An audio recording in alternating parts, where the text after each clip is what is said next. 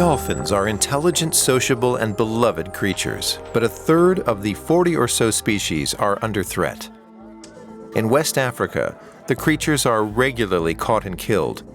Nearly 10,000 lose their lives each year in Ghana through illegal hunting. Sometimes you'll be lucky, you get two.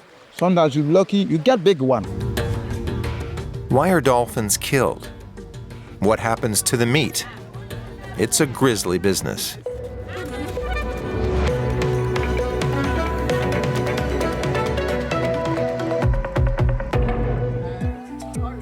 We go to a fishing village in Ghana to learn more about the situation and to meet German biologist and dolphin expert Sandra Altherr. She works for the environmental organization Pro-Wildlife. The ocean here is a paradise for dolphin species. Well, it could be. Ghana is one of the major global hotspots when it comes to dolphin hunting. And I'm primarily trying to find out the main reasons for dolphin hunting.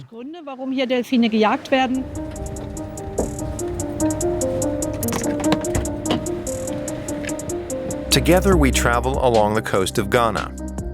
We're heading for the area around Dixcove. There are lots of fish and seafood on offer at the local markets. But is dolphin meat still for sale here?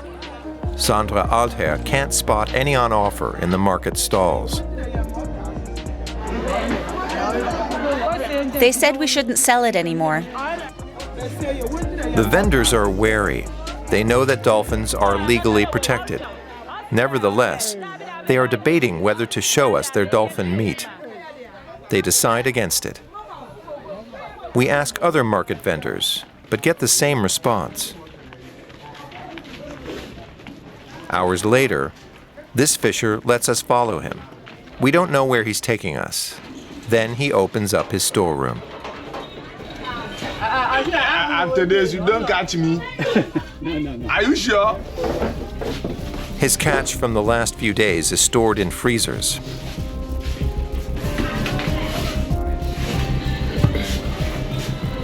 It includes 2 dolphins.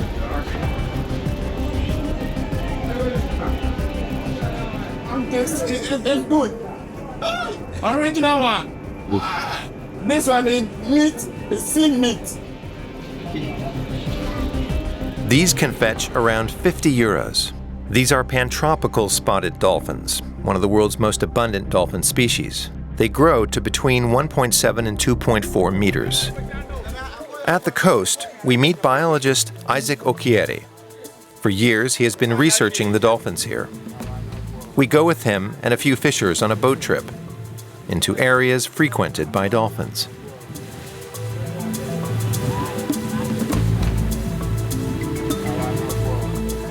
The fishers spend days at sea on their wooden boats, fishing with nets in the traditional way. We have about 18 species in our waters, the dolphins and whales combined, right? Sternella attenuata and then Sternella climene. These two, they are the commonest in our waters. Okiere has been trying to combat illegal dolphin hunting, and he often travels out to sea to monitor their numbers. After going out more than 20 kilometers, we come across a large group of dolphins. The fishers know exactly where to look. I'm really impressed by how big the group is. A lovely experience. These are pantropical spotted dolphins too. Very sociable and inquisitive, they come close to the boat. There are an estimated 3 million of the species worldwide. Don't be fooled by the fact that there are so many of them. It doesn't necessarily mean there are lots of them. Smaller groups of the animals often get together several times a year to form bigger ones, just for limited periods. You can't assume the size of their numbers from this alone. But numbers are shrinking in the areas where they're hunted. The fishers are using all illegal means, using explosives, right? Blasting dynamite. Oh, using they do? lights. Yes, it happens. Which makes the situation even worse. Even worse, exactly. For fishers, life at sea is hard. They usually spend up to a week at a time on this boat, without a cabin, any shade from the sun, and without any toilets. They catch their lunch fresh from the sea.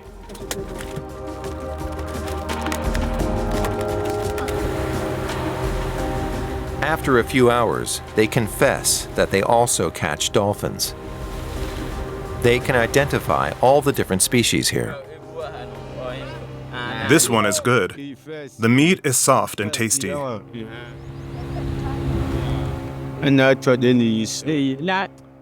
other is hard. That's not so good. We often find these two here. It's a popular food, which is why dolphin numbers are dropping. Pantropical spotted dolphins are, quote-unquote, unlucky, in that their population levels are calculated based on global figures. So the dolphins being hunted here are not considered threatened. But you have to differentiate. The resident coastal populations are, of course, more easily targeted. So the species is declining locally, but they are not considered to be threatened globally. But at least Ghana has a law to protect wild animals. The Wildlife Resources Management Act, which came into force in 2024, lists animals that are illegal to catch, kill, or keep, including all dolphins. The situation is more complicated internationally. The International Whaling Commission, or IWC, was set up to protect whales from extinction and to regulate global whale hunting. Researchers and politicians meet regularly to devise or make new guidelines. We try to set up an interview to ask why some toothed whales like dolphins are not protected by the IWC, but we only get an email back. The IWC never regulated the hunting of small cetaceans, dolphins and porpoises. The 1946 founding convention of the IWC did not define what a whale is. Some contracting members say that only the IWC has the power to regulate the catch of larger cetaceans. On the German North Sea coast, we meet a scientist who is familiar with the work of the IWC. Isabel Avila works at the Institute of Terrestrial and Aquatic Wildlife Research in Busum. The expert has spoken at IWC conferences several times and also travels the globe researching dolphins. She says that the IWC is at odds over the issue, but she thinks it's high time that member countries supported bans and catch quotas. The people that take decisions are there. So it is very important that the International Whaling Commission takes this rule and this leader about that. Avila knows that dolphins play an important role in the marine ecosystem. Deep-diving dolphins contribute to the circulation of essential nutrients in ocean waters. They help regulate fish stocks and preserve the natural equilibrium. The intelligence of the dolphins. So they are amazing beings. They can resolve problems and also they can learn. And also they live in groups. This behavior of cooperation to care of some animals that are injured or sick, this behavior of to live in a team, that is amazing. We're on our way to the Saloum Delta in Senegal to meet U.S. scientist Lucy Keith Jine, who is trying to save rare dolphins. We're accompanying the biologist to a fishing village where dolphins are traditionally hunted or end up as bycatch in fishing nets. Keith Jine believes in raising public awareness instead of bans. With her foundation, the African Aquatic Conservation Fund, she has devised a program for schools along the coast.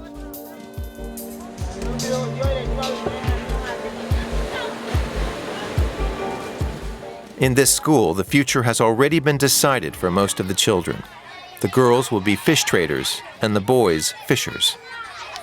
The biologist wants to reach all of them.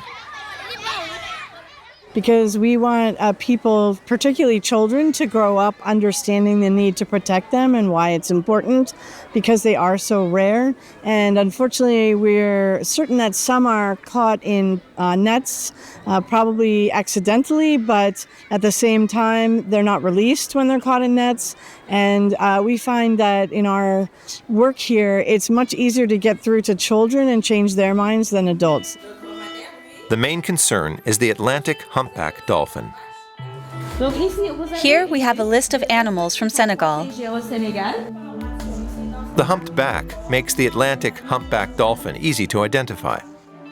It is critically endangered. There are thought to be less than 3,000 in total. The goal is to sensitize the children to the need to protect the species. It's an interesting program for our students. In this area, people mainly live off fishing. It's great that they tell their parents about it and talk about it after school. The program takes a playful approach to make it fun, like in this little play. With no food to put on the table, the wife gets angry with her husband. He goes out and catches a dolphin.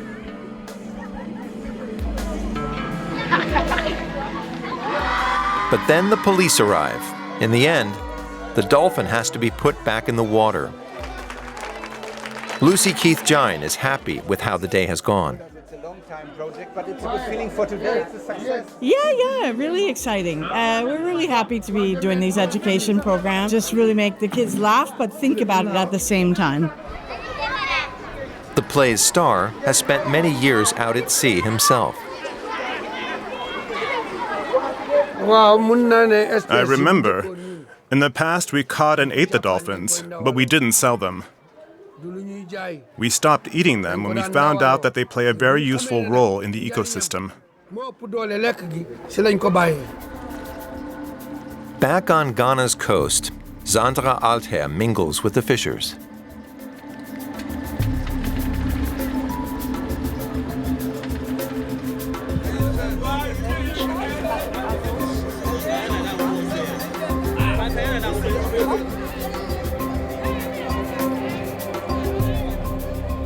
The women fish vendors are waiting for their husbands to arrive with their catches.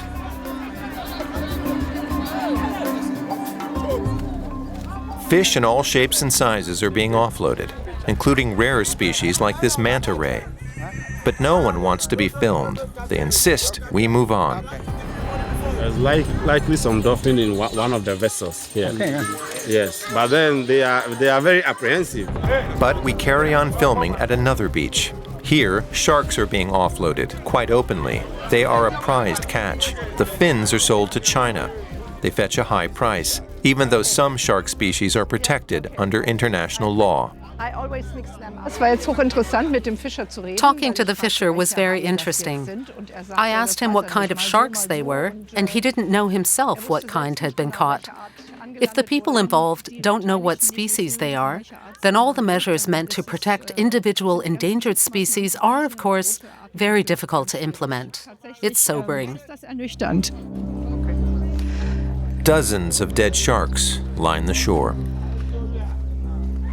Before the shark carcasses are cut up, their fins are removed because they are going to be exported to Asia. Their flesh is consumed locally.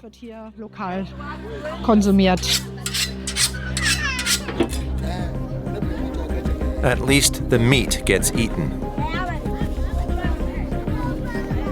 After several hours at the port, the fishers slowly warm up to us and tell us what they catch each day. Tuna, shark, dolphin, sea turtles. Then they show us what they have been hiding from us.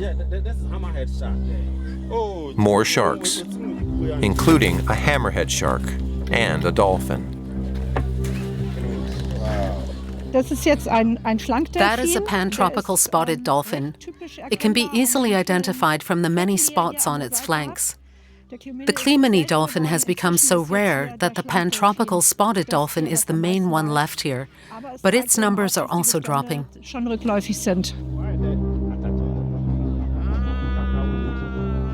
The fishers know that what they're doing is illegal. In Ghana, the catching and killing of all marine mammals is banned. Sharks, but also sea turtles. But the fishers ignore this because it's so lucrative for them. We know that there are more than 100,000 worldwide. And when you see one, then of course it makes you sad. But this is the reality here, the daily reality. Isaac Okiere and a co-worker measure and photograph the dolphin. A team of freelance research project workers have been documenting all the catches at different ports in Ghana. An app was created to help. It can record location, species, size, and cause of death. The data is then collated at the University of Cape Coast. Isaac Okiere analyzes the statistics and makes them available to other researchers. So we will receive the data almost every day. When our network members see any landings, they take the picture, they identify, then they provide the information into the app. Participants found that almost all the species listed here have been caught.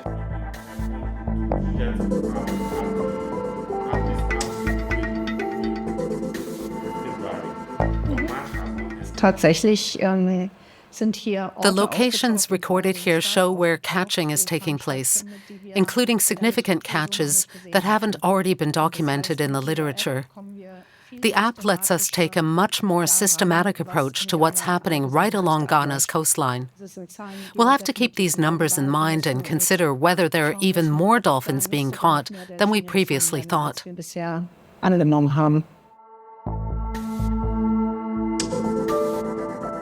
At the research station in Buzum, scientists are arriving at similar conclusions.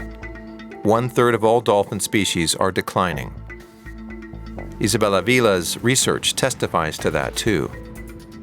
The drop in numbers can be attributed to hunting and the risks of dolphins becoming tangled in trawler nets accidentally, but also to pollution.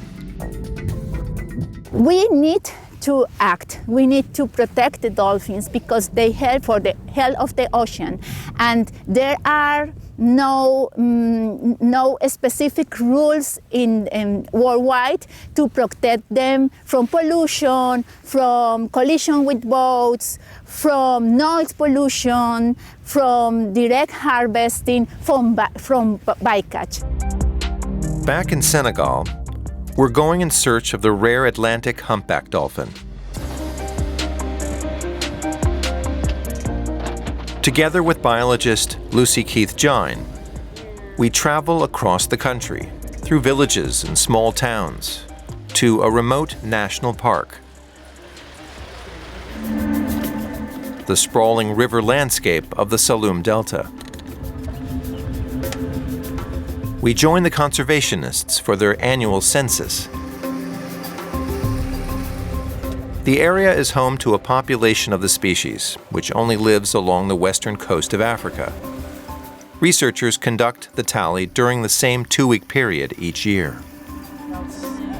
There are definitely some moving around the whole Delta Saloum. So that dynamic is what we're trying to understand. What causes them to move? Are there territorial groups? Is it because of fish? Is it seasonally? So they move around quite a lot. The Atlantic humpback dolphin can grow up to 2.7 meters in length. A few hundred of them are thought to live here in the Delta. The researchers deploy a recorder. We have sound traps, which are instruments that record all sounds, but we're looking for the dolphins' vocalizations and their clicks when they're feeding, and we deploy them on a mount at the bottom for up to 6 months. When we first put out the recorder in 2021, we were not seeing dolphins in that area, but when we got the recorder back, the very first night after we deployed it, at 8 o'clock, they were there. So that's amazing for us because now we know even though we weren't seeing them, they were there. How many still live here? And how do the figures compare to past counts? The painstaking work begins. Wow. And then, Oh, look, there's a mom and a baby. Atlantic humpback dolphins are not as inquisitive and extroverted as other species of dolphins. They keep their distance from the boat, coming up for air briefly and inconspicuously. Underwater footage like this is rare. However, with years of experience in film and photography under their belts, the two of them are happy with the result. And now they're checking whether they have spotted any new dolphins. We are trying to get the dorsal fin, the back fin, because they can have unique scars and markings on them. And that we use as a fingerprint to identify an individual. It gets an ID number, and then it builds our catalog. Some 200 creatures identified in that way live here in the Saloum Delta. The national park is protected under Senegalese law. The number of sightings is rising, but researchers fear for their future. We here in Senegal have thought about the fact that we may need to be an insurance colony someday and have even sort of laid out a plan in our Consortium for the Conservation of the Humpback Dolphin protocols for what we call ex situ, so for actually literally blocking off a mangrove channel if needed in the future to protect some dolphins so that we have an insurance colony. That could work. The dolphins only move in a small radius around the river delta. But for now, the environmentalists are continuing to focus on their awareness-raising work with the fishers and their children. On Ghana's coast, the situation is different. More and more dolphins are being slaughtered. We're here with biologist Zandra Alther trying to understand why.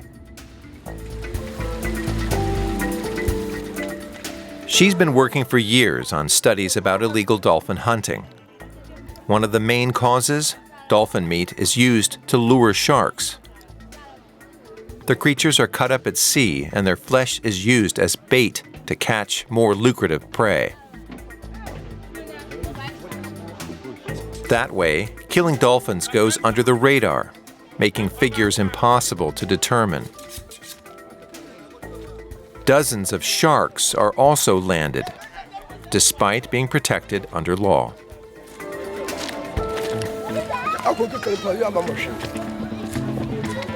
You have to accept that people here are fighting for survival. Fishing is declining. They have a problem because their traditional source of protein is dwindling. Species protection is a difficult argument to convey if people are wondering how to feed their families every day. We as industrialized nations are partly responsible for overfishing. We can't go around lecturing people. Many fishers are also facing the problem of high gas prices, as well as dwindling fish stocks. Isaac Okiere knows that many are battling to keep their heads above water each day. In their simple wooden boats, they're competing against industrial fishing fleets. They are mainly Chinese-run but operate under false flags. Random checks reveal that almost 100% of fish on board these trawlers were too small to be caught. Ghana's fishers operate some 12,000 registered traditional fishing boats and catch about 170,000 tons of fish each year. By contrast, 76 trawlers, which are mainly owned by the Chinese, catch 37,000 tons officially. But the Environmental Justice Foundation says due to illegal hauls, both groups actually catch about the same amount. Has made the small pelagic stocks decline significantly. And as a result, those bigger fishes, they go after, have also declined. The Environmental Justice Foundation says that local fishers' income in West Africa has dropped by up to 40% in the last decade. One reason for that became apparent during shooting. We saw several boats returning without any fish on board, even though the fishers spent 5 days at sea. Waiting vendors are frustrated. The market traders have to compete for the catch.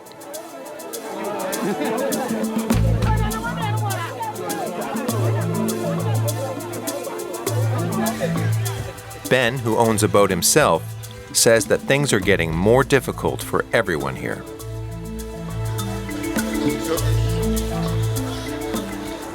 It has been changed.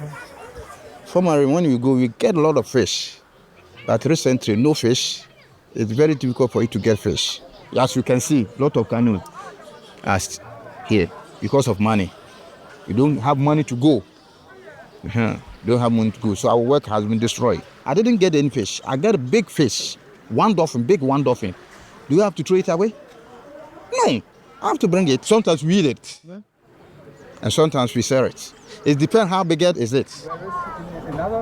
He is quite open that dolphins are a welcome source of food or bait. Poverty is definitely a problem. People definitely need alternative sources of income. They're really struggling to survive off fishing. It's not a viable livelihood anymore, so a different approach is definitely needed. And we also urgently need laws to be enforced to end these abuses. Existing laws need to be implemented. On the outskirts of the village, we visit a family to find out whether dolphins feature in their diet.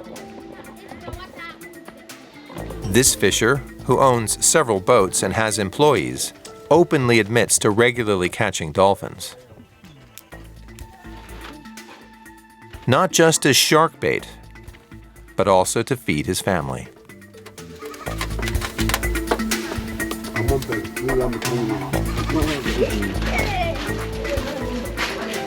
So we catch a dolphin about once a week.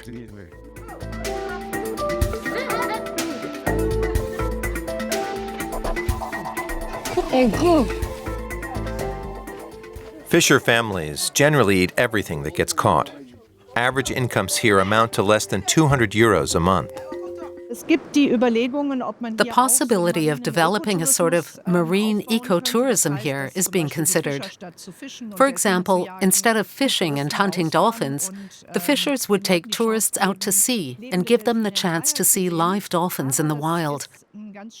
But that would involve a major shift. It would require a lot of investment, and fishers would need to give up age-old traditions.